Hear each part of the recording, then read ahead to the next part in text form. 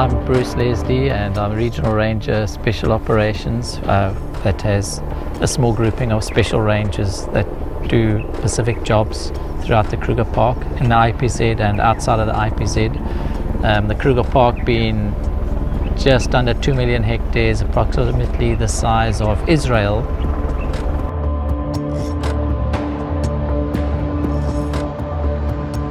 We're in trouble. This is a serious onslaught on our natural resources. It's unabated, it's relentless.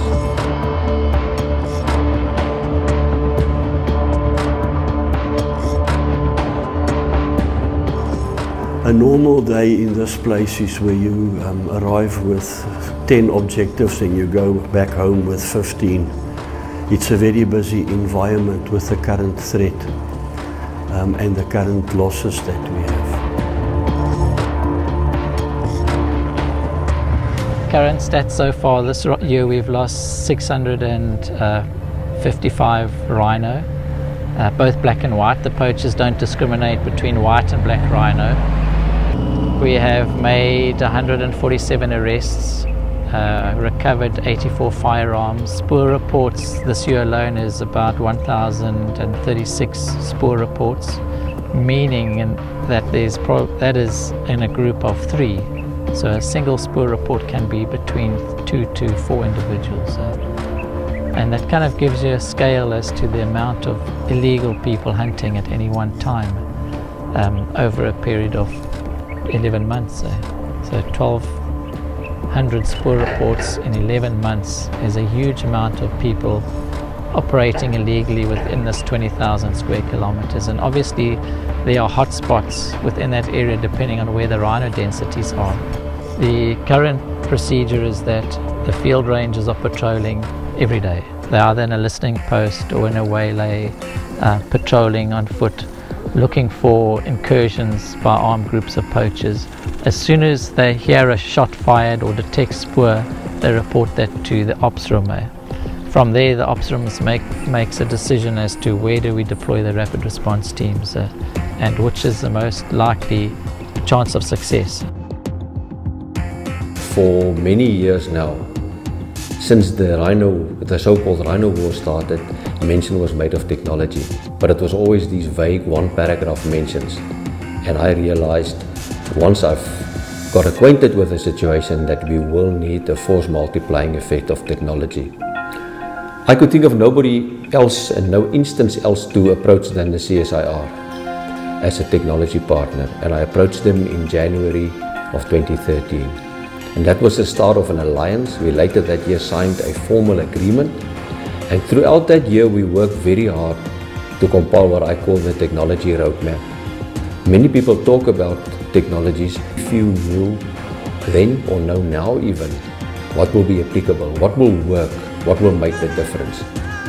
It was hard work and slog, and the CSIR came to the party in a big way financially, manpower and expertise wise, sharing what they have and tapping into many resources.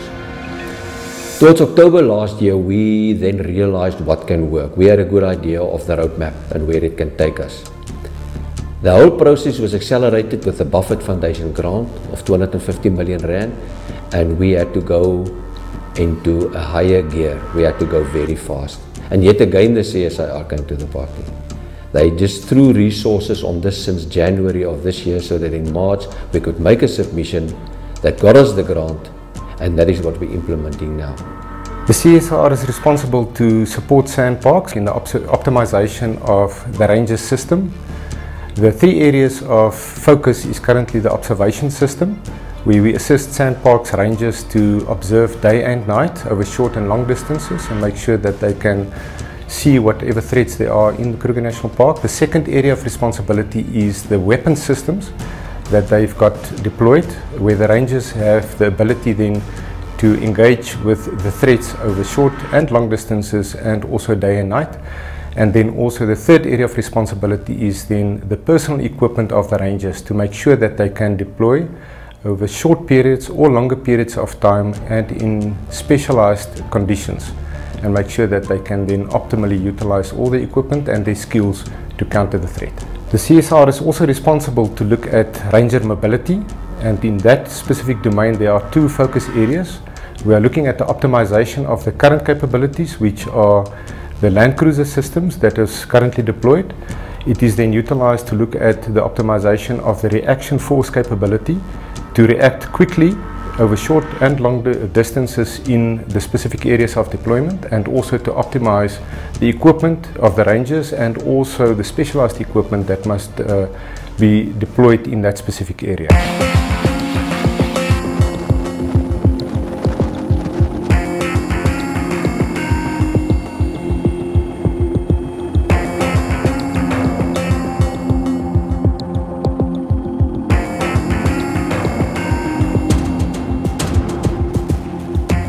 The CSIR is also responsible to look at collaborative research and also development activities between various stakeholders, and one area of collaboration is in secure communications. As the CSIR is looking at command and control systems, it is also very important to secure the information flow over that command and control systems, especially radio frequency communication systems and then also other communication means. One of that areas of secure communications will then focus on making sure that the rangers can securely communicate with the headquarters or the operations rooms, and then also within the command and control structures of sandparks. The official partners for this specific project is then Secret, StopRhinoPoaching.com and the CSIR. Currently, the Ranger Corps and also sandparks have identified various areas of ranger training that should be updated and also upgraded to address the current threat. The first request was that the CSIR do a study on poaching tactics to understand the tactics and techniques being deployed by the threat or the poachers to the current Ranger Corps, to do a full understanding and a description of that capability, and then eventually to transfer that knowledge into policy and also doctrine. You see, the technology, there's so much variety in it, and it comes at every level, from the man at the field all the way through to the operational center. For example, the man in the field that's doing rapid response might need a bulletproof vest. So the advice we can get from CSIR, and in particular TSO, is very useful, because then we can look at a whole ranger system, and that's their business. And so that's what makes CSIR so valuable to us. We can look at the field ranger, we can look at the rapid response team and the equipment they need to do their particular job in the field, all the way through to the investigator, to the mission area manager, to radar detection and other technologies that are really outside of our field. And so there's a whole cross-section and variety of technologies that are useful at every level of this fight against rhino poaching.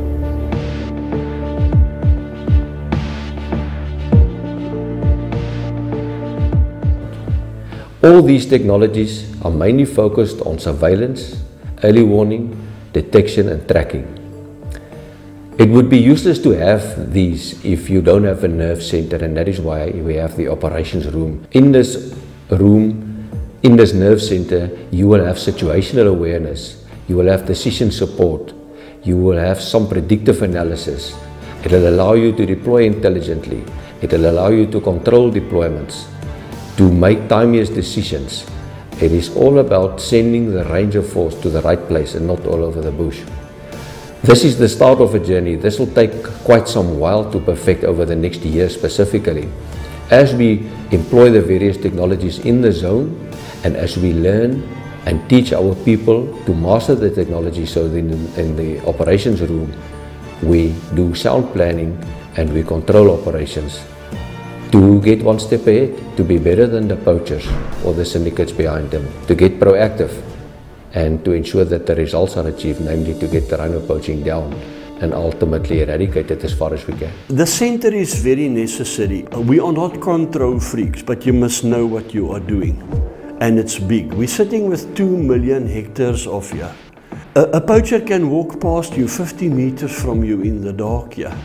You have to know what's going on. You have to know where the tracks are. You have to study where they come in. You have to know what they do over full moon. You have to know when they come to the shopping center, before Christmas, after Easter weekend, whatever.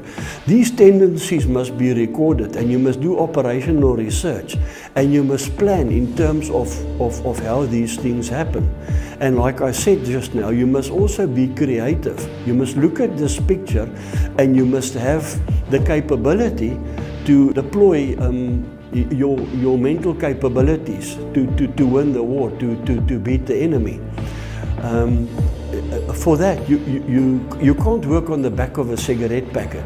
You must do the best you can. The difference between us and them is our intellectual capacity, our IT capability, and our communications. They can also track and walk and shoot and hunt and whatever. We are on par, except for this center that you are sitting in now.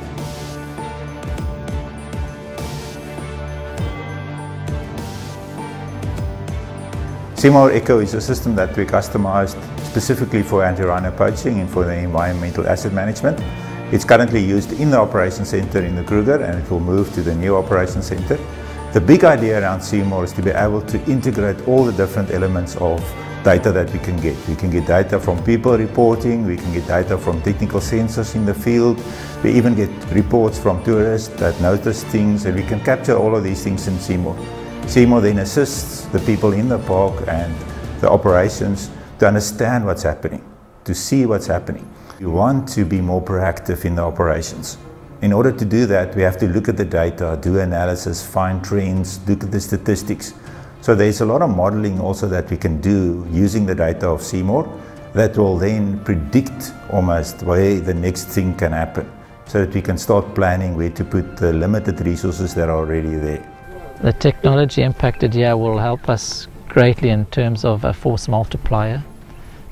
We are low numbers on the ground, and any technology that can give us the edge or an advantage in detecting fast, locating the poacher or the incursion, where we can have a quicker and more effective response or rapid response to either arrest the people before they kill a rhino, or directly after that, they don't kill 2 or 3 rhino before we arrest them, that if they kill once, they must go to jail next. Next stop must be jail.